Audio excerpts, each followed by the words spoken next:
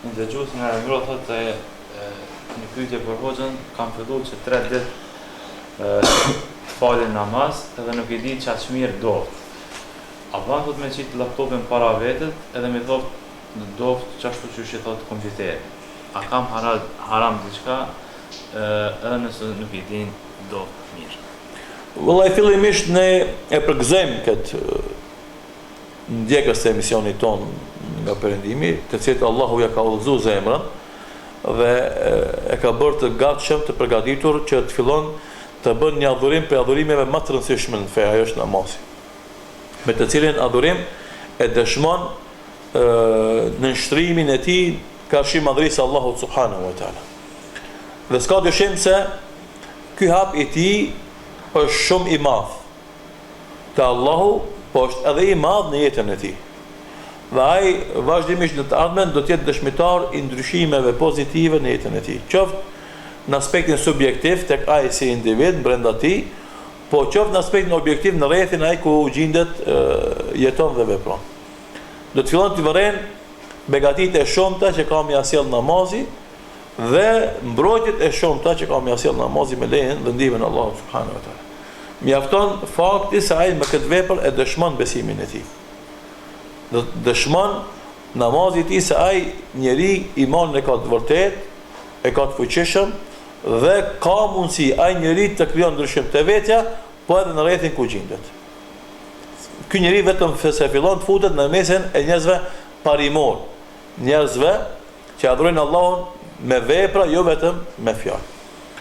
Dhe kështu që dietarët musliman kur flasin për rastin e muslimanëve të ri, të cilët bëhen musliman, e thënë shahadetin dhe fillojnë të falen, por nuk I dinë rregullat, nuk e dinë, domethënë, lutjet e caktuara ose dovat që thotë pyetësi apo surat e Kuranit, kurse është leximi I surës Fatiha, Elhamdulillahi Rabbil Alamin, dhe pastaj leximi I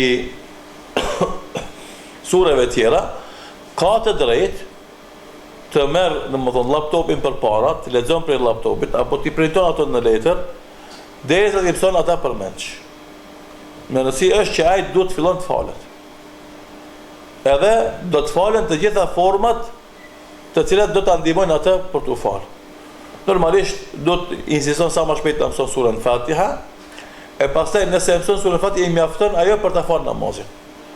Zonën tjetër janë më të lehta, për shembull nëse mëson Fatiha që ka 7 ajete, e ka pastaj kul huwallahu ahad, e cila është domthonë 2 rreshta, ose inna a'tainaka al-kawthar, që është 1 rresht.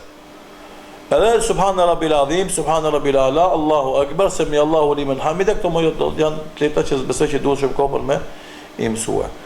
I lejohet të përdor mjete ndihmëse, qoftë laptopin, qoftë letrat, ose ti shkruan për shembull në përballë kibles, ti shkruan ato në letra të mëdha dhe mos ketë nevojë të lexon anësh, po I lexon përballë, ose për shembull se është pak më I zhvilluar me teknologji, e merr projektorin edhe I nxjerr domethënë mur përpara atje dhe I lexon mur. Kjo do të ishte edhe më mirë se do lëvizjet tjetër të jetë më të pakta, se të gjë lëvizje normalisht e dëmton namazin. Por me smartphone-ën nëse përdor.